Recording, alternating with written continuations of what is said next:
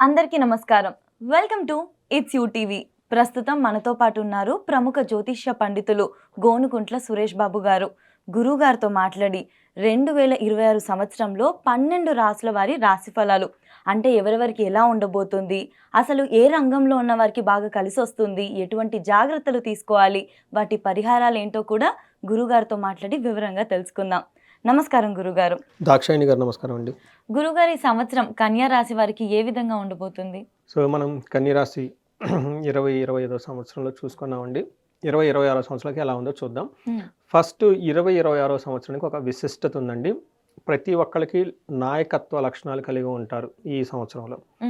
Leadership qualities అంటారు. అంటే ఏమవుతుంది, రిస్క్ టేకింగ్ ఎబిలిటీ చాలా ఎక్కువగా ఉంటుంది.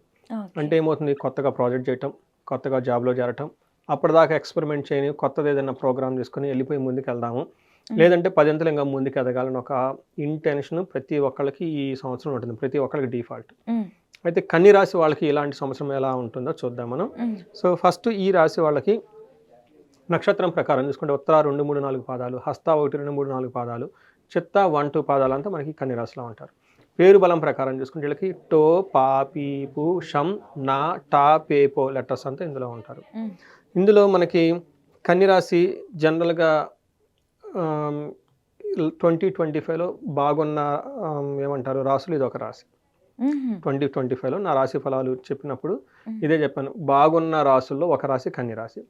అయితే లాస్ట్ ఇయర్ కొంచెం వీళ్ళకి గ్రహణాలు అవి మధ్యలో పట్టడంతో కొంచెం మంది కొన్ని నెలలు ఇబ్బంది పడి ఉన్నారు. బట్ ఓవరాల్గా బాగున్న రాశులు ఇది ఒక రాశి. అయితే ఈ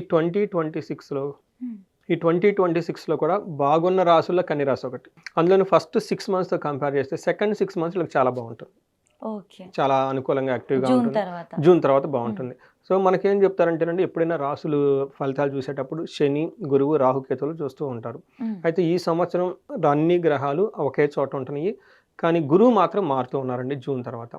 ఈ గురువు మారటంతో వీళ్ళకి అదృష్టం ఇంకొంచెం 10 రెట్లు పెరిగే అవకాశం ఎక్కువగా ఉంది. చక్కగా ముందుకు దూసుకొని పోతారు. రామబాణం అంటారు చూస్తే అలా రామబాణం లాగా దూసుకుపోయే రాశి ఏదైనా ఉందంటే ఈ కన్య రాశి అని చెప్పుకోవాలి. ఒకటి, వీళ్ళకి మనకి లఘు గోచారం, సూక్ష్మ గోచారం ప్రకారం చూస్తే శని 7వ ఇంట్లో ఉండి మార్గశక్తి అంటే ఎక్కువగా ట్రావెల్ చేసే అవకాశం ఎక్కువ ఉంటుంది ఈ రాశి వాళ్ళకి. రెండోది 10వ ఇంట్లో గురువు ఉండటంతో ప్రొఫెషనల్ మ్యాటర్స్లో అనుకున్నంత గ్రోత్ లేకుండా ఒక స్టాగ్నేటెడ్గా ఏదో వెళ్ళిపోతున్నామన్న ఒక ఫీలింగ్ ఉంటుంది. ఇది అప్పటి వరకు జూన్ వరకు. జూన్ తర్వాత ఇది చాలా బాగుంటుంది. వాళ్ళకి మంచి కొత్త కొత్త అవకాశాలు వస్తూ ఉంటాయి. అయితే వీళ్ళకి బ్యాక్ బోన్ ఇప్పటిదాకా బాగా నుంచుకున్న ఉన్న గ్రహం అండి రాహు గ్రహం అని చెప్పాలి. రాహు 6వ స్థానంలో ఉండి ధన ప్రవాహాన్ని ఇస్తూ ఉన్నారు. అది కంటిన్యూ అవుతుంది ఈ సంవత్సరం కూడా. నెక్స్ట్ కేతు వీళ్ళకి 12వ స్థానంలో ఉన్నారండి. విపరీతంగా ధనం ఖర్చు అవకాశం ఎక్కువ ఉంటుంది వీళ్ళకి. అవి కూడాను మెటీరియల్స్ కొనటం కానివ్వండి, ధనం మొత్తానికి టోటల్గా ధనం ఖర్చు అయితే ఉంటుంది. అయితే వీళ్ళకి జూన్ తర్వాత అంత ధనం ఖర్చు కాదు, నార్మల్గా ఉంటుంది. అంటే జూన్ తర్వాత కొత్త అవకాశాలు వస్తాయి. ఇప్పటిదాకా ఖర్చులు ఏమన్నా విపరీతంగా పెడుతుంటే ఆ ఖర్చులన్నీ నిలిచిపోతూ ఉంటుంది, ధనాన్ని నిలబడుతుంటుంది. శని వీళ్ళకి పెద్ద ఇబ్బంది అయితే ఏం పెట్టరు, ఒక నార్మల్గా వెళ్ళిపోతూ ఉంటారని గమనించుకోవాలి. రాహు అగైన్ విశేషంగా వీళ్ళకి సపోర్ట్ ఇస్తూ ఉన్నారు. అంటే ఓవరాల్గా చూసుకుంటే బెస్ట్ రాశులు ఇది ఒక రాశి అని చెప్పుకోవాలి. వీళ్ళకి శని కంటక శని అంటారు, అంటే 7వ స్థానంలో ఉన్నారు. ఏమవుతుందంటే వీళ్ళకి అర్ధానాశనం, మనస్తాపం అని చెప్తూ ఉంటారు. ఈ టైంలో అంత క్లేశ మహద్భయం, వ్యాధి పీడం, ప్రవాసం. అంటే వీటికి భయాలు ఎక్కువ ఉంటుంది నిజం కంటే. శని ఏంటంటే అలాంటివి ఎక్కువగా కలిగిస్తూ ఉంటారు. పార్ట్నర్కి సంబంధించి కానివ్వండి, వైఫ్కి సంబంధించి కానివ్వండి, ఏదో ఒక విషయంలో వృధాగా వీళ్ళు మనస్తాపానికి గురైపోయి భయపడుతూ ఉంటారు తప్ప యాక్చువల్గా నిజంగా అయితే అలా ఉండదు. రెండోది ఏమంటే కొంచెం హెల్త్ కాంప్లికేషన్స్ ఉంటుంది. ప్రవాసం అంటే ఎక్కువగా ట్రావెల్ చేస్తూ ఉంటారు, ట్రావెల్స్లో ఇబ్బంది పడుతూ ఉంటారని చెప్పాలి. అంటే టోటల్గా అతిగా భయపడటము, ధనం ఖర్చు అవుతూ ఉంటుంది, హృదయంలో ఏదో కోల్పోయామని ఒక ఫీలింగ్ వీళ్ళకి ఎక్కువగా ఉంటుంది. దేశాంతర ప్రయాణాలు చేసి హృదయమునకు గొప్ప కష్టం వచ్చినట్టు ఫీల్ అవుతూ ఉంటారు. టూ మచ్ ట్రావెలింగ్ ఉంటుంది, జాబ్లో కూడా టూ మచ్ ట్రావెలింగ్ చేయటం, ఏదో విధంగా అటు ఎక్కువ తిరుగుతూ ఉంటారు, కొంచెం ప్రాబ్లమ్స్ వచ్చే అవకాశం ఎక్కువగా ఉందంటే ఫీల్ అవుతుంటారు. ఉన్నదానికి లేదానికి ఓవర్గా రియాక్ట్ అయ్యి భయపడుతూ ఉంటారు. శని ఇలాంటి రిజల్ట్ ఇస్తూ ఉంటారు. అయితే గురువు వీళ్ళకి 10వ స్థానంలో ఉండి 11వ స్థానానికి షిఫ్ట్ అవుతున్నారు 6 నెలల తర్వాత. ఈ ఫస్ట్ 6 మంత్స్ ఎలా ఉంటుందంటే గురువు వీళ్ళకి ప్రొఫెషన్ మ్యాటర్స్లో ధాన్యం ధాన్యనాశో ధాన్యనాశో ధనచ్చేట వృధా సంచారణం భయం అంటారు. అంటే వృధాగా ఎక్కువగా డబ్బులు ఖర్చు పోతూ ఉంటుంది.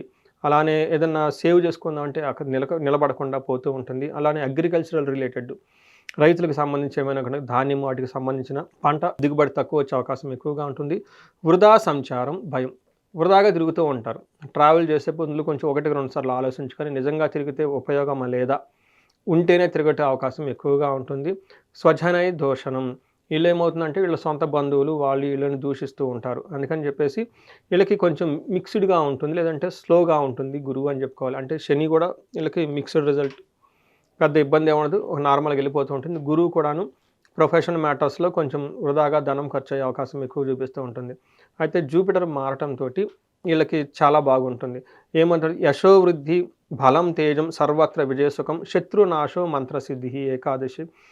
ఏకాదశి గతే గురువు అంటారు. గురువు 11వ స్థానంలో ఉంటే ఏమవుతుందంటే వీళ్ళకి వంశం వృద్ధి చెందుతుంది. పిల్లలు పుట్టే అవకాశం ఎక్కువగా ఉంటుంది. బుద్ధి బలం చాలా స్ట్రాంగ్గా ఉంటుంది. సర్వత్ర విజయం సుఖం. అన్నిట్లో విజయం ఉంటుంది. సుఖప్రదంగా ఉంటారు. శత్రునాశాంతగా. ఇప్పుడు దాకా శత్రువులు గెలక ఎవరన్నా ఉంటే ఆ టైంలో శత్రువులు అనేవాళ్ళు వీళ్ళ దగ్గరికి రారు. మంత్రసిద్ధి. ఏదైనా స్తోత్రాలు కానీ, గుళ్ళు కానీ, గోపురాలు కానీ వెళ్తూ ఉంటే ఆ మంత్రానికి సంబంధించిన అధిష్టాన దేవత వీళ్ళకి ప్రసన్నమయ్యి వీళ్ళకి ఏదైతే అడుగుతూ ఉంటారో అది ఇచ్చేసి సిద్ధి వచ్చే అవకాశం ఎక్కువ ఉంటుంది. వెరీ ఇంట్రెస్టింగ్ ఏంటంటే చాలామంది దేవుణ్ణి పూజిస్తూ ఉంటారు. వాళ్ళు దేనికి పూజిస్తారో వాళ్ళకి ఐడియా ఉండదు. అవుట్ ఆఫ్ హ్యాబిట్ పూజిస్తూ ఉంటారు అనమాట. చదువుతూ ఉంటారు కాబట్టి ఎందుకు చదువుతుంటారో వాళ్ళకి ఐడియా ఉండదు. ఇంకా సీరియస్గా కూర్చొని చదువుతుంటే ఈ టైంలో వీళ్ళకి అన్నీ వచ్చే అవకాశం ఎక్కువ ఉంటుంది. సో చాలామంది పూజలు చేస్తారు. ఆ పూజలు కూడా ఏదో వీక్గా చేయాలని చేస్తుంటారు అనమాట. మైండ్ అటు ఇటు ఫ్లక్చువేట్ అవుతూ ఉంటుంది. అలానే రాహు వీళ్ళకి 6th హౌస్లో ఉన్నారండి. 6th హౌస్లో రాహు చాలా చాలా యోగ్యతనిస్తూ ఉంటుంది. పర్టికులర్గా ఫిల్మ్ ఇండస్ట్రీలో ఉన్న, సాఫ్ట్వేర్లో వాళ్ళు ఎవరికైనా ఉన్నా, క్రియేటివ్ ఫీల్డ్స్లో ఎవరున్నా కానీ, పాలిటిక్స్లో ఎవరున్నా కానీ చక్కగా రాహు మంచి చేస్తూ ఉంటారు. అందులో ఈ రాశి వాళ్ళు ఆ ఫీల్డ్స్లో ఉంటే వాళ్ళకి విశేషమైన లాభం కలిగిస్తూ ఉంటుంది. సో వీళ్ళకి ఏం చెప్తారు? ధైర్య బుద్ధి, వీర్య వృద్ధి, రిపునాశనం, సదాశుభం, భూమి ఏమంటారు? మిశ్శత్రువుణాం లాభ.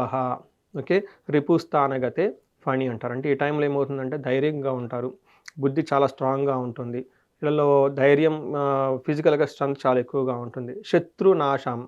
వీళ్ళకి శత్రువులు అనేవాళ్ళు ఉండరు. అంతేకాకుండా సదాశుభం, ఎప్పుడు మంచి జరుగుతూ ఉంటుంది. వీళ్ళకి వెరీ ఇంట్రెస్టింగ్ ఏంటంటే శత్రువుల కారణంగా గోలాభం, భూలాభం, ధనలాభం ఉంటుందంట. అంటే ఏం చెప్తారు? కోర్టులో కేసులు అయ్యి ఉంటాయి. ఈ టైంలో వాళ్ళ అపోనెంట్స్ సరెండర్ అయ్యి అవి మొత్తం వీళ్ళకి ఇచ్చేసి వెళ్ళిపోతారు. ఎంతసేపు నీతో పోట్లాడతారు బాబు, మొండివాళ్ళలాగా ఉన్నావు, తీసేసుకొని వెళ్ళిపోతున్నామని. సో అలా వీళ్ళకి గోవుల ద్వారం, భూ ద్వారం, శత్రువుల ద్వారా వచ్చే అవకాశం ఎక్కువగా ఉంటుంది. అంటే జనరల్గా శత్రువులు ఎవరైనా ఉంటే వీళ్ళకి హ్యాండ్ ఓవర్ చేసుకొని ఎంత వెళ్ళిపోతారు. అలానే కోర్టులో లీగల్ కేసులు అవి ఉంటాయి. భార్య భరణం కావాలి, అది కావాలి, ఇది కావాలని చేస్తూ ఉంటారు. ఇలాంటి వాళ్ళకి హస్బెండ్ హెడ్ ఎక్కిపోతుందని మొత్తం వీళ్ళకి ఇచ్చేసి వెళ్ళిపోతూ ఉంటారు. ఇలా ఏమైనా కనుక ఉంటే వీళ్ళకి శత్రువుల ద్వారా లాభం వచ్చే అవకాశం ఎక్కువగా ఉంటుంది. ఇది మనం కన్య రాశి బెస్ట్ రాశులు ఇది ఒక రాశిని మనం చెప్పుకోవచ్చు ఈ సంవత్సరం. గురుగారు, కన్య రాశిలో మరి నక్షత్రాల పరంగా ఎలా ఉంటుంది అంటారు? ఇందులో ఉత్తర, హస్త, చిత్త నక్షత్రాలు ఉంటాయండి. ఇవన్నీ మంచి నక్షత్రాలు. ఉత్తర ఫాల్గుని నక్షత్రాలకు రాజ సమాన సౌఖ్యం, కంఫర్టబుల్గా లగ్జరీగా ఉంటారు. ధనలాభం ఉంటుంది, సుఖం ఉంటుంది, హెల్త్ అనేది చాలా స్ట్రాంగ్గా ఉంటుంది. ఒక ప్రాబ్లం ఏంటంటే భయం గొలిపే పరిస్థితులకు ఎక్కువ ఉంటారు. శని వల్ల భయం గొలిపే వాతావరణం వీళ్ళ చుట్టూ ఉంటుంది. చాలా స్ట్రాంగ్గా ఉండడం చాలా అవసరం. హస్త నక్షత్రం వాళ్ళకి రాజసమాన సౌఖ్యము, ధనలాభము, సుఖము, హెల్త్ చాలా బాగుంటుంది. అయితే వీళ్ళకి 1 జూన్ 18కి ముందు భయము, మరణం అని ఉంటుంది. మరణం అంటే భయపడొద్దండి, మన తెలుగులో చెప్పే మరణం కాదు. ఇక్కడ మరణం అంటే వాళ్ళకి అప్పటిదాకా ఉన్న ఒక ఫ్లో, బిజినెస్ కానివ్వండి, లేదంటే వాళ్ళ యొక్క మిషన్ కానివ్వండి, ఒక ఆలోచన ఉంటుంది కదండి, చెయ్యాలని ఒక సంకల్పం కానీ, అది అంతటితో ఆగిపోతుంది, అంతటితో ఫుల్ స్టాప్ పడుతుంది, ఆ పని ముందుకు పోదు. అందుకని చెప్పేసి ఇట్లాంటి సంఘటన ఏమైనా జరిగితే మనస్తాపానికి గురైపోయి భయపడకుండా ఉండాలి. కానీ వీళ్ళకి భయపడే అవకాశం కూడా ఎక్కువగా ఉంటుంది. ఈ 2 విషయాల్లో కొంచెం మైండ్లో పెట్టుకొని స్ట్రాంగ్గా ఉండటం అవసరం. చిత్తా నక్షత్రం వాళ్ళకి రాజసమాన సౌఖ్యం, చాలా లగ్జరీగా కంఫర్టబుల్గా ఉంటారు. సంపదలు ఉంటుంది, ధనలాభం ఉంటుంది, సుఖం ఉంటుంది, హెల్త్ కూడా చాలా బాగుంటుంది. సో చూసారా, అన్ని విధాలుగా చాలా చక్కగా ఉంది. కాబట్టి ఒక భయపడే విషయం తప్ప మిగతా అన్ని విషయాల్లో ఈ రాశి వాళ్ళు చక్కగా బాగున్నారు. ఈ భయపడేదానికి కూడా ఏమైనా పరిహారం కానీ ఏ దేవుడి అనుగ్రహం ఉంటే బాగుంటుందంటే? వీళ్ళకి శనికి సంపూర్ణ శాంతి పూజలు చేయించుకోవడం చాలా ముఖ్యం. ధన ప్రవాహం రావడానికి చాలా అనుకూలంగా ఉంది. రావట్లేదు అంటే ఒక్కసారి స్వర్ణలక్ష్మి విశేష హోమం చేయించుకోవడం చాలా ముఖ్యం. దీనితో పాటు భార్యాభర్తల మధ్య ఎవరికైనా గొడవలు ఏదన్నా సరైన అవగాహన లేకపోతే అన్యోన్య దాంపత్య పాశుపత అభిషేకం, పెళ్లి కాని వాళ్ళకి వర పాశుపత అభిషేకం, కన్యా పాశుపత అభిషేకం చేయించుకుంటూ ఉండాలి. వీళ్ళకి మంచి పొజిషన్, హైఫై పొజిషన్స్ వచ్చే అవకాశం ఉంది. మన్యు పాశుపత అభిషేకం చేయించుకున్న, రాజశ్యామల హోమం చేయించుకున్న, ఇలా ఏమవుతుందంటే వాళ్ళకి ఏదైనా ఇండివిజువల్గా ప్రాబ్లం ఉంటే ఆ ప్రాబ్లం అనుగుణంగా పక్కనే అద్భుతమైన సొల్యూషన్స్ మన వేదాలలోను, స్తోత్రాలలోను, పురాణాల్లోను, ఇతిహాసాల్లోను, తాంత్రిక గ్రంథాల్లో ఉన్నాయి. అందుకని ఎనీ ప్రాబ్లం మీకు ఉంది అంటే ఫస్ట్ కాల్ చేస్తే జాతకం చూసుకుని అవి చేయించుకుంటే 3 to 6 monthsలో ఎంత మొండి ప్రాబ్లం అయినా పోయిన సంఘటనలు మా క్లయింట్ల దగ్గర చాలా మేము విట్నెస్ అయ్యాం, చూస్తున్నాము. సో ఈ రాశి వాళ్ళకి సహజంగా బాగుంది. బాగలేదని మీకు ఫీల్ అయితే వెంటనే కాల్ చేయండి. ఖచ్చితంగా గురుగారు. సో ఈ రాశి వాళ్ళకి 2026లో మనకి వీళ్ళకి విశేషంగా ధనం లాభించాలని, అష్టైశ్వర్యాలు ఉండాలి, భోగం భాగ్యంగా ఉండాలని చెప్పేసి మనం కోరుకుందామండి. నమస్తే. ధన్యవాదాలు గురుగారు.